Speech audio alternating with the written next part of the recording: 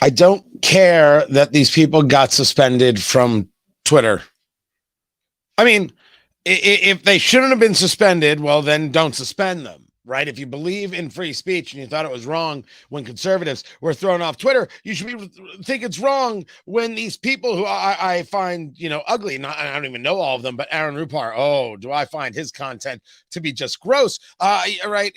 If you're upset with one, you should be upset with the other, even if you don't like the people. That makes perfect sense to me. But this isn't the top story in America. It's not even freaking close. We are watching people die at the border daily. We're watching kids die around the country daily because of fentanyl. And the level of attention we're paying to it is freaking zero. It's absolutely none. If you were to watch news today, you don't even know there's a problem at the border. You don't even know the border exists. And instead, I've got Representative Ocasio-Cortez wanting to get into a fight with Elon Musk because that's going to rile up her supporters and maybe get her a couple more checks. Yeah, you should be as angry as I am. Welcome to the show, everybody. Presented by Americans for Prosperity, AmericansForProsperity.org. Good to be here. A little just level of exhaustion this week. Glad to be with you right now. I want to go through a series of things here. This is top stories. You're right, like the top story, it would seem, on CNN. New this hour, Elon Musk is claiming falsely that the several journalists he suspended from Twitter yesterday shared his live location. Musk says it was a violation of Twitter's so-called doxing policy by sharing what he called assassination coordinates. Trouble is, his explanation does not line up with the facts. CNN senior media correspondent Oliver Darcy joins us now. Oliver, tell us what the facts are here about what exactly these accounts, including our colleague Donnie O'Sullivan's account, shared. Look at the seriousness they're bringing to the issue. I mean, when you're bringing on Oliver Darcy, clearly it's a serious subject. Musk claims that a series of these people, including people like Keith Olbermann, who I wouldn't miss on Twitter anyway, or anywhere else. I mean, if you listen closely, you could still hear him screaming from his mom's basement. There he is. The claim is that these people were sharing from the account, I think it was Elon Jet, right? Where does Elon Musk go? Where does his jet go? Where is he flying to? As Elon Musk sees this, and I guess as Twitter sees this now with some of its new policies, this would fall under doxing. You're letting people know where somebody lives or your very personal information as a way of possibly doing them harm. And he did refer to these as assassination coordinates. Now, a lot of these people, like Donnie O'Sullivan over at CNN, are saying they didn't do such a thing. Well, I'll leave that to others. Did they or didn't they? I would think that's a binary thing to discover. If not, well, then for what purpose were they suspended? Put them back on if they're just being annoying. But I don't think that Musk decided on these people just because they were annoying. He's got a lot of people who are annoying to him all the damn time. Remember, Elon Musk bought Twitter, and now the left thinks it's the end of the world. When Twitter was censoring conservatives, who you see very popular right here on Rumble and in all sorts of places, well, it's a private company. What can you do? I mean, these people are lousy people. They are what they are. They're lousy, terrible people who don't care about what happens to you. So it makes it very difficult to care about what happens to them. But we, being rational-minded people, say if you didn't break the rules, you shouldn't be off the platform. That's who we are. That's part of the problem. Our decency gets used against us in moments like this, and they have no decency. They think it's fine to suspend you because they're in a war. This is the war they're in. To keep me from speaking. Thank goodness for Rumble. Don't forget to subscribe, by the way. Be very, very helpful if you subscribed right there on Rumble. I'd greatly appreciate it. Rumble.com/Tony Katz. Thank you. Thank you very much. The war is at the border. The war is at the border. Now, don't get me wrong. We've got other issues going on, like inflation. You know, the Fed basically has that one big hammer. It's not a very sensitive tool. Are there other ways to combat inflation other than what the Fed is doing with interest rates? Look, I think the main determinant is what the Fed does. The administration did something right and important with its aggressive use of the strategic petroleum reserves. I think measures that make it easier to produce energy are desirable in holding prices down. I would like to see tariff reductions that I believe could contribute as much as 2% to reducing inflation. I would like to see us worried a bit more about fiscal restraint, because I think we're on a path where budget deficits are going to start to rise rapidly again, and that can be problematic in terms of inflation. Yeah, it really can when you see that the shrinking that can take place. But this administration isn't paying attention to that either. Way too spending too much time keeping an eye on that Elon Musk and Twitter, screaming and yelling to us about how great inflation is doing. Take a look at the markets. Take a look at everything. Take a look at your own pocketbook. Take a look at your Christmas future, and then take a look at the future of 2023. No, it's not. The economy, of course, is a top subject. It's never not going to be. But what we've got going on at the border is quite literally hell. What we've got going on at the border is an absolute disaster. No longer are we talking about meeting on the street and making that connection. The dealer is in your kid's pocket, along with the phone. Deputy Attorney General Lisa Monaco oversees the Drug Enforcement Administration and says this is the DEA's top priority. There were more deaths from fentanyl last year than from the wars in Vietnam, Afghanistan, and Iraq combined. Why isn't this a national security crisis? I think it is, Nora. I think it's a national security issue. I think it's a public safety issue. I think it's a public health issue. Deaths among teens have tripled. And in the last year, the DEA says it is investigating more than 120 cases that involve social media. They even issued a warning of emoji code language dealers use to target young buyers. Why isn't there a crackdown by the Justice Department on these social media companies? We're talking to the social media companies, and frankly, we're asking them to do more. They need to do more. They need to be policing their platforms.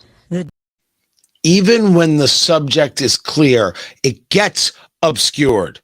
You're not going to hear me argue if there are dealers utilizing social media to try and push fentanyl on kids, that we should do something about that. You're not going to hear me argue against it. But what the hell does this have to do with the border? Why isn't that the first place we go to? Well, Tony, as you know, the Cato Institute, they over there, cato.org, they determined that the vast majority of people who bring fentanyl into the country are those Americans bringing it in for other Americans.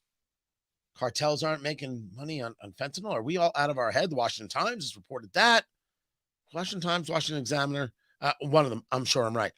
Are we not serious about what's happening with an open porous border, what's coming in regarding China, what it is we're seeing, these deaths?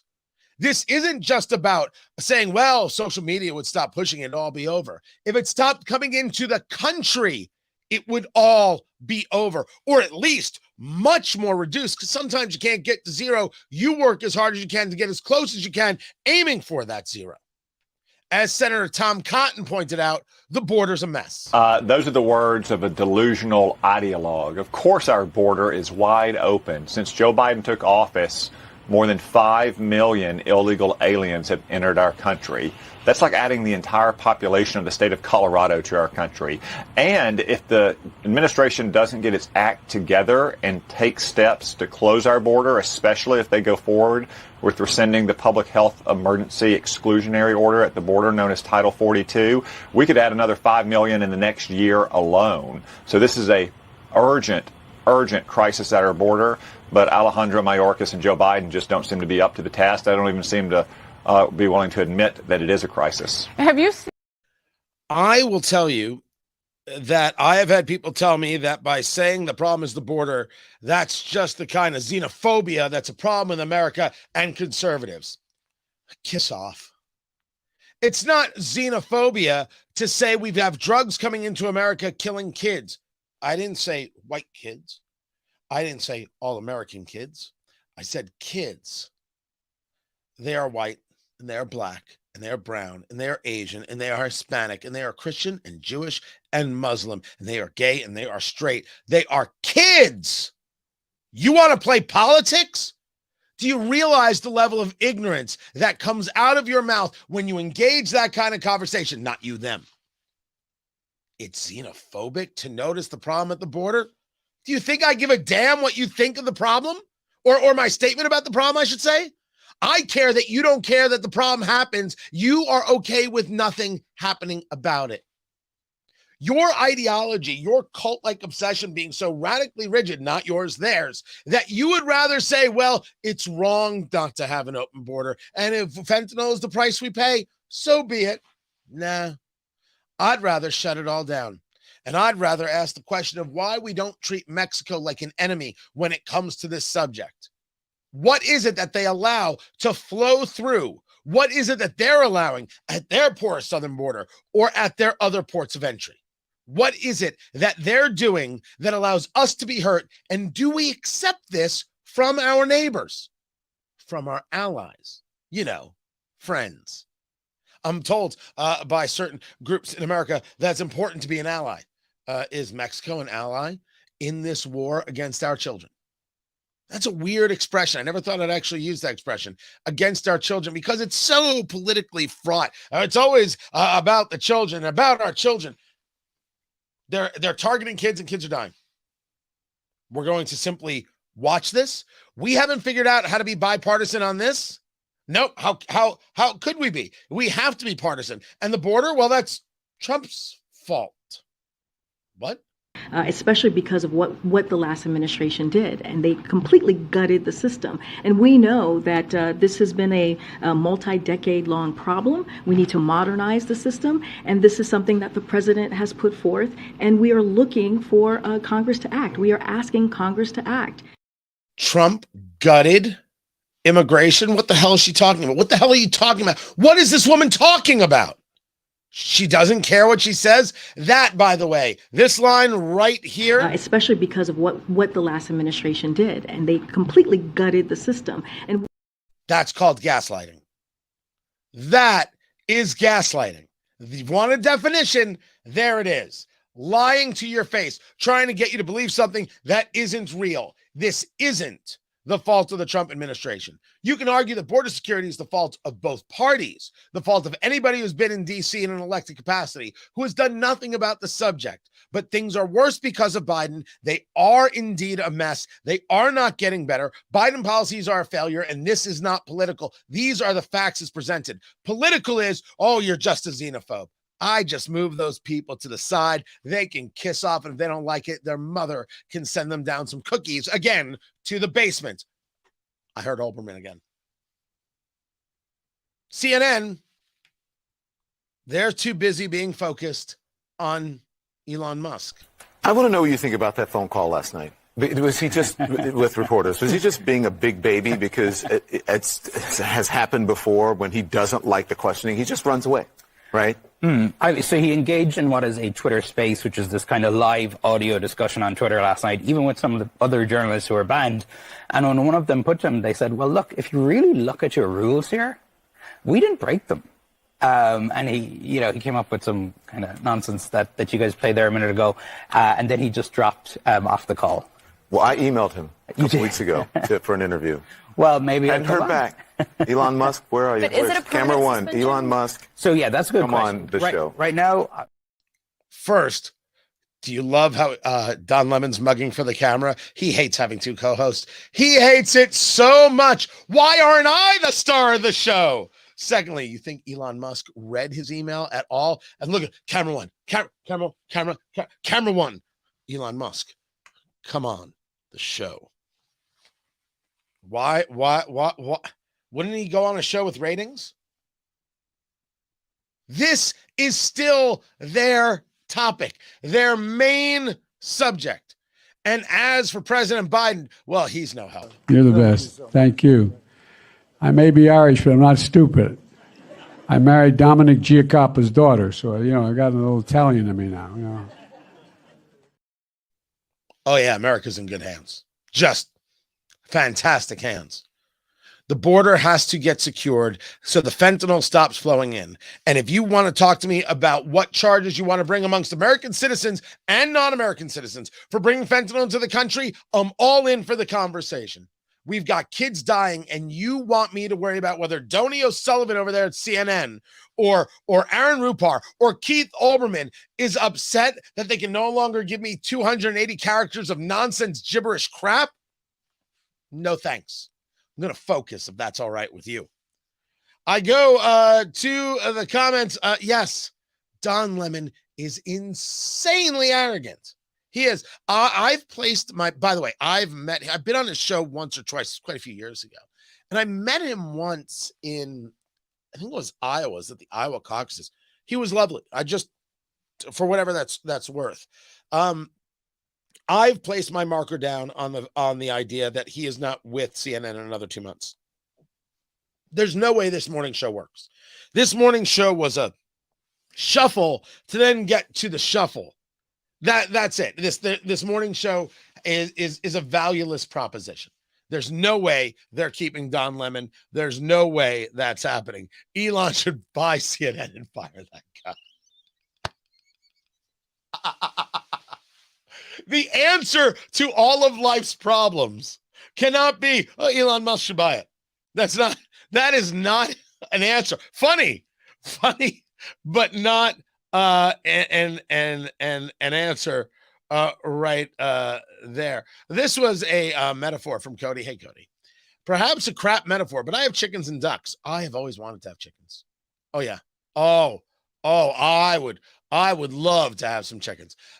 They also have a secure fence and deterrence for whatever may harm them. Would I leave the gate open? No. All right. You gave it some effort, and I appreciate that. But it's interesting. You have deterrence for whatever may harm them. So the fence is keeping some things out. The fence is keeping some things safe. You're making that argument. I think that argument does indeed work. The fact that we have two parties that still haven't come to a deal here has to do with one party more and more believing in open borders and another party unwilling to say, you believe in open borders. We're putting this out there. Now I want you to go tell these kids why they should get killed by fentanyl. I'll wait, and be ruthless on the subject. Republicans won't get ruthless. I mean, they learned how to fight better because of Trump. Whatever you want to say about Trump, he did teach them how to fight better. But they still aren't willing to go in and get rough and tumble.